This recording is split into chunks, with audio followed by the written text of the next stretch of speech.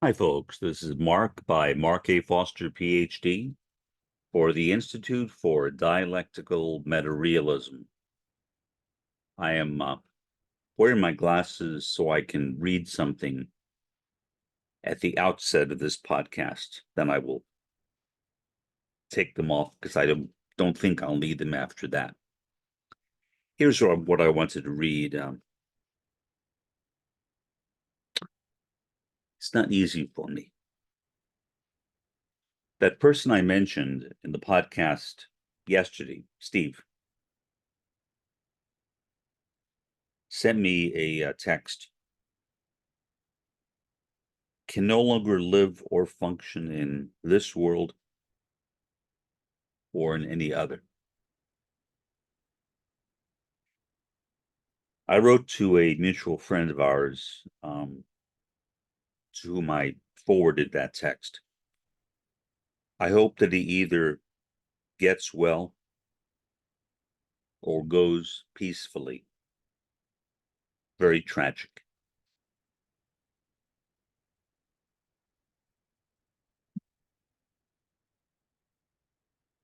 These are the kinds of things that happen when one ages.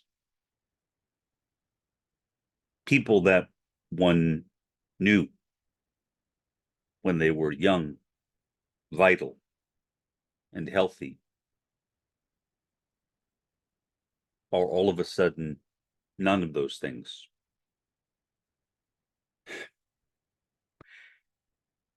I spoke with another mutual friend of ours over the phone yesterday. And I said to her, I don't think that Steve has much more time remaining. And she agreed. Anybody who has known Steve for any length of time would, I think, agree. Now, Steve, as an autistic like me, has always had problems. And as I said before, unlike me, he has not become outwardly successful. I am rich, he is poor. But poverty for Steve, being among the subaltern, is not all of it.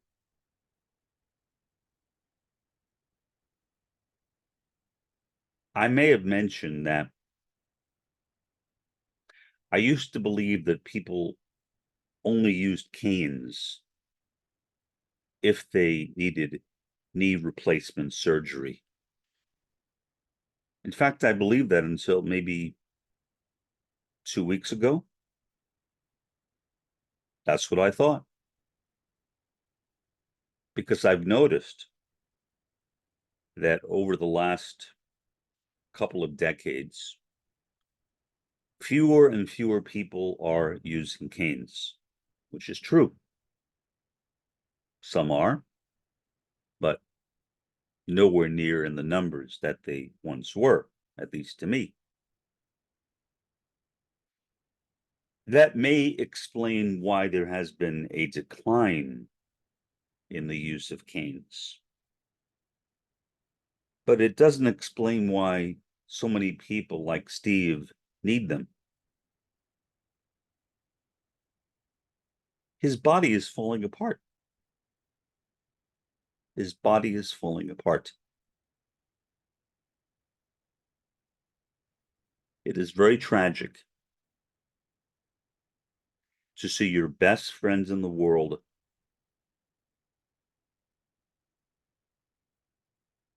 someone you have regarded with trust and care since 1970, longer than most people have been alive, begin the process of death. I'm not saying that Steve is literally dying. As far as I know, he has no chronic conditions. But when I look at him over Zoom, when I speak with him over the phone, I can tell that his time is almost over. It's obvious. It's obvious. He's not the first person that I've seen in that condition. But in the past, it was mostly people, my parents, and before that, my grandparents' ages. Now, it's people who are in the same vicinity of age as I am.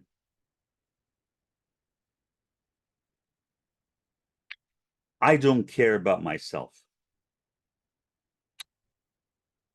But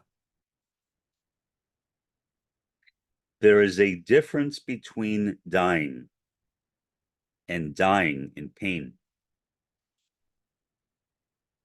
Dying in one's sleep is a blessing.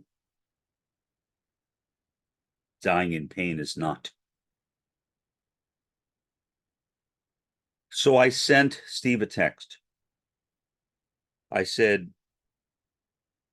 my recommendation, either get yourself one of those life alert devices or one of its competitors. The company infamous for the commercials, help, I've fallen and I can't get up. Commercials which are memorable to anyone of my age or older. And maybe some people younger too.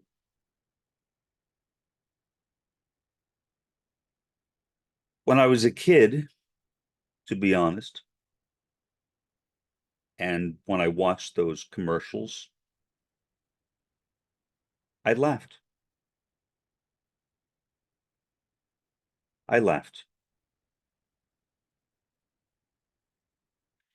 And it was not only I, as an autistic with no empathy at the time, who laughed.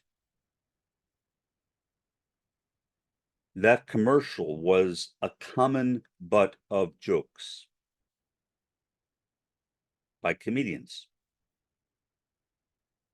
They put all their own little twists on it, made it funny. But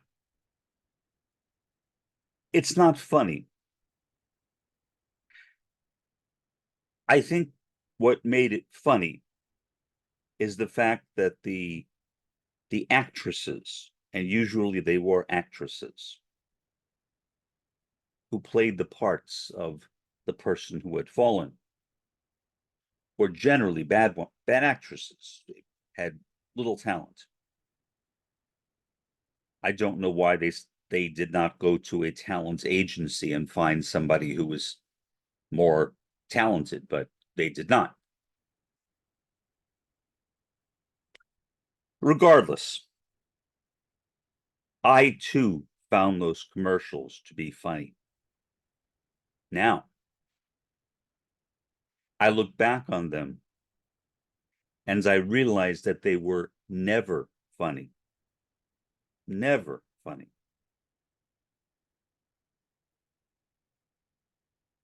I don't know why I thought they were.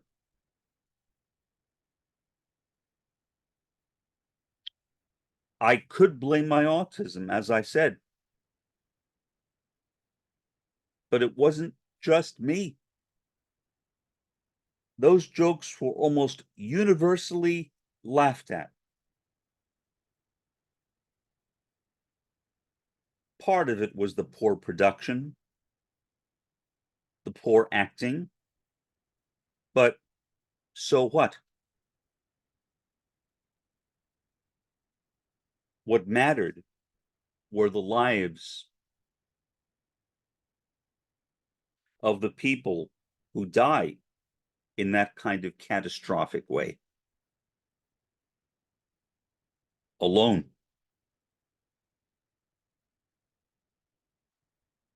Maybe dying of starvation or dehydration or, well, I'm not a medical doctor. Who knows what else? Maybe you do. So they're not funny. They are not funny at all. And I hope if they ever bring those commercials back, maybe they have. I don't watch TV anymore. If you have the opportunity to see one, please don't laugh. Please don't laugh. Even if the acting is still bad. The premise is not funny at all.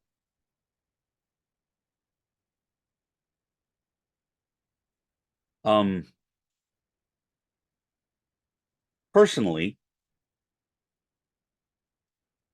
these days, I don't really think that there is a need for those devices.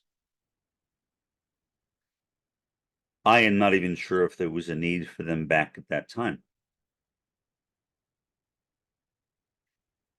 There were no cell phones back then, but there were cordless landline phones.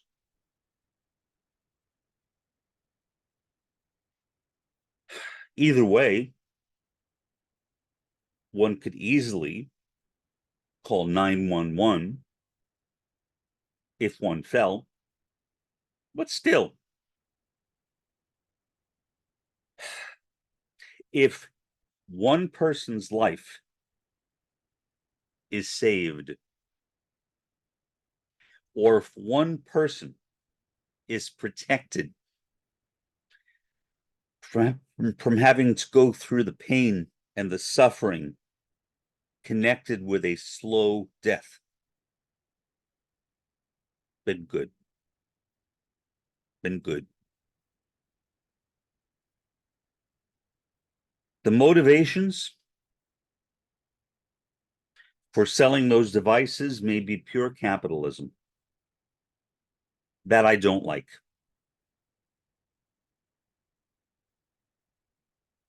But we're living in a capitalist world. I can't change that. Neither can you.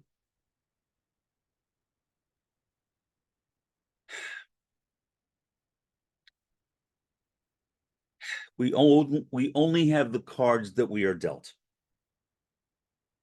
And sometimes those cards are dealt late in life.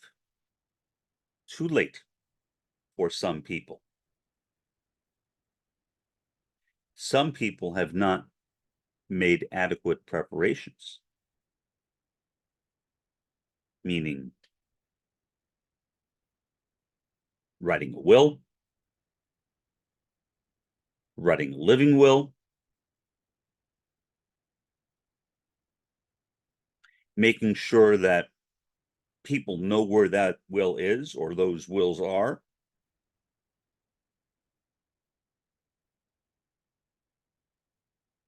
If one can afford it, having a good attorney to enforce one's will, because many times, I guess it depends on one's own family, but families will frequently get into fights over the estate of a departed loved one or supposed loved one.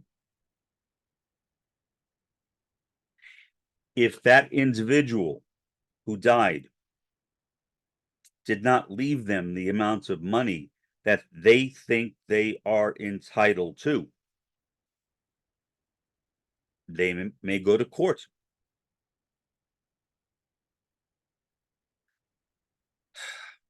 I don't know how one does that. I haven't done that myself. To be honest, I have not written a will myself, and I need to do it at 68. I have not written a living will either. And I should. I should.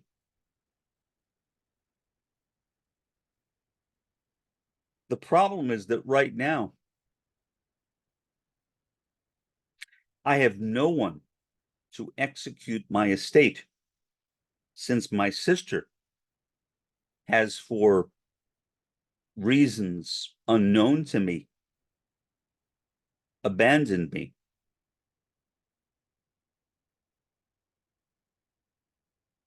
So, again, I made this podcast not to complain,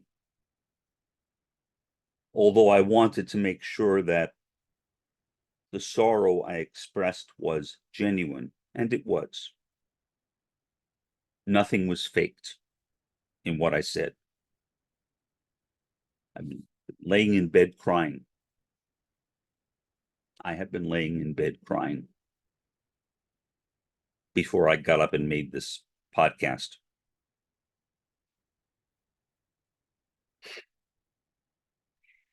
So, again, returning to the subject of the contradictions of capitalism.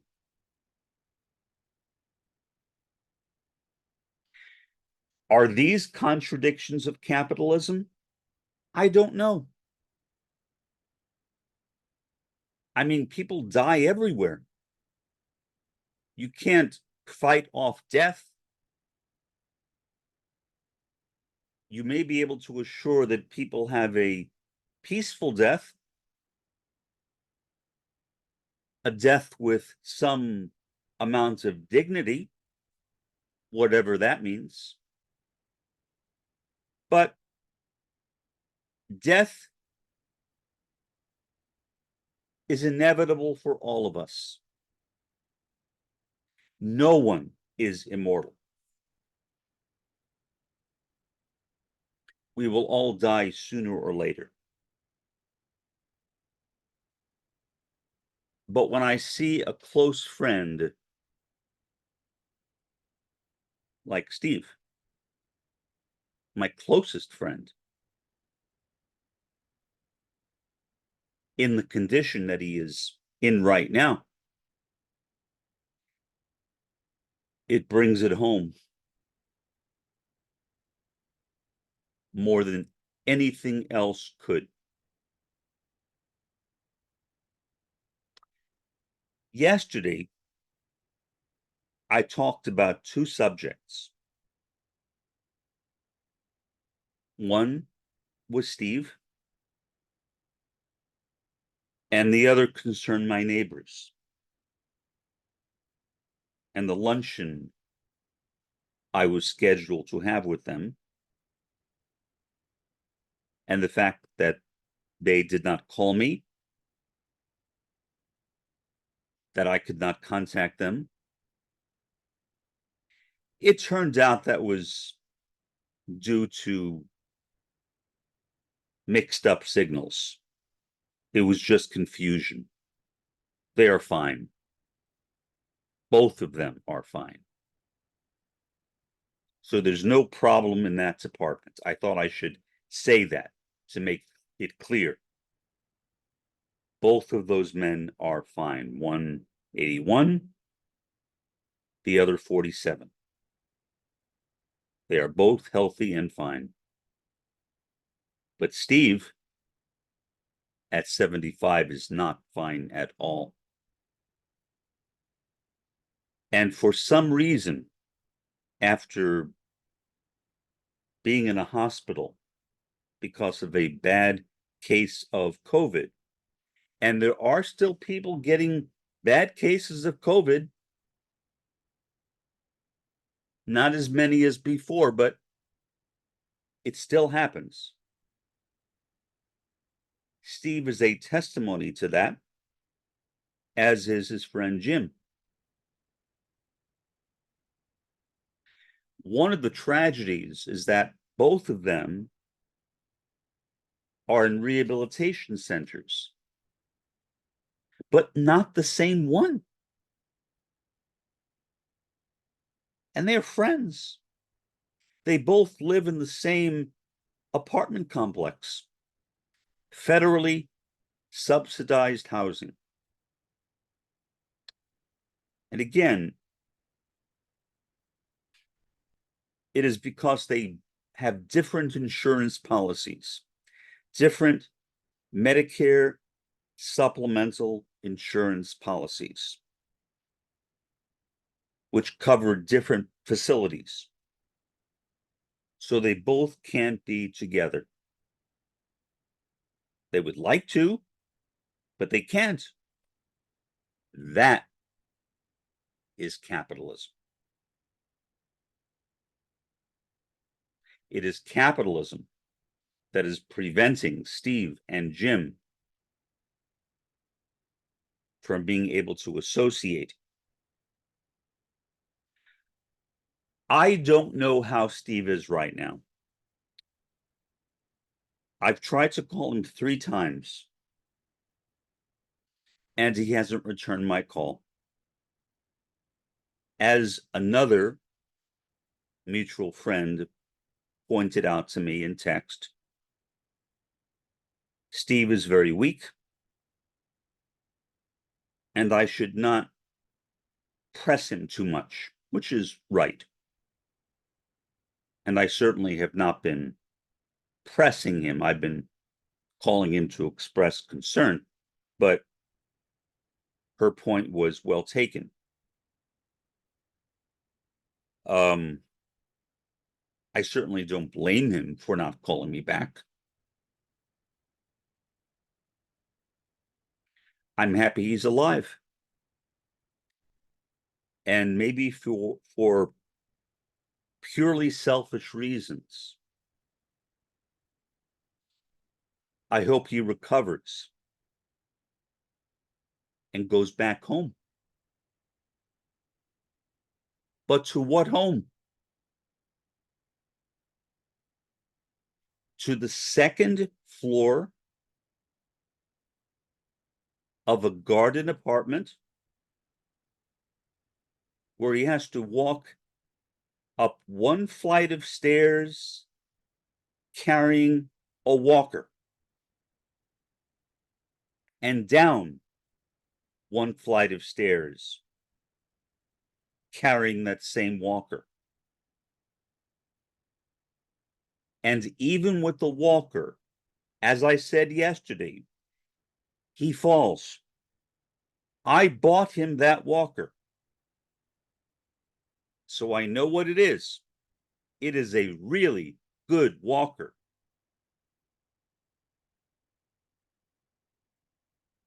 He should not be falling in. He should not be falling with that walker. Meaning the walker is not making him fall. He's falling because his body is falling apart. And I am 2,100 miles away from him. Fortunately, there are people who will be looking after him now, as of yesterday. One of them is a medical doctor, not connected with the rehab center that Steve is in. And this mutual friend says that she implicitly trusts both of them. I don't know them, so I can't say anything. But if she says so, I will go with that. She is a reliable individual. But in any event, I realize that this podcast is only peripherally related to the subjects that we have been talking about in this series of podcasts.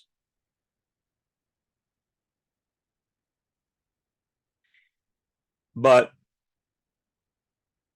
I don't know, maybe for me, and this just popped into my head, making these podcasts sometimes, not always, but sometimes is a kind of therapy. Maybe.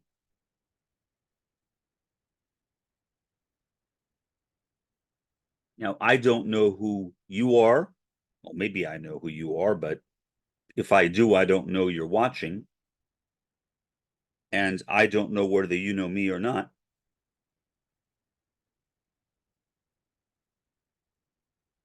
But still, we are all, as Roy Bhaskar said, the founder of critical realism, a part of non-duality. We are distinct individuals. That is our duality. You and I are not the same person. That should be obvious, but there are some people who would challenge that and would say, oh no, there is only non-duality, and we are all just one. I don't even know what that means. Sounds silly to me, but that's just me. So I recognize that we're different, but we are also connected. We are all a part of the same, what I call cosmic interior, what Roy Bhaskar called the cosmic envelope. Either way, there is no real separation between us. And I wish it were like that around the world. I really do. I was reading a story this morning, actually early this afternoon, about Gaza. And what it said is that Egypt has agreed to take in refugees from Gaza, whereas initially they said no. But how? They are, in effect, building a fortified city on the Egypt-Israeli border.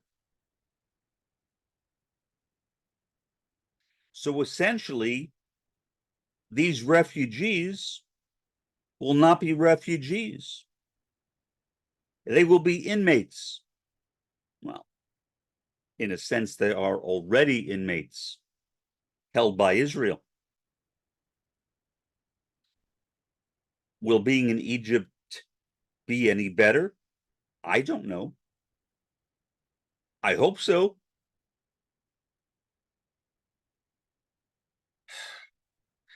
In any event, I suppose if there is one underlying theme to what I've said in this podcast,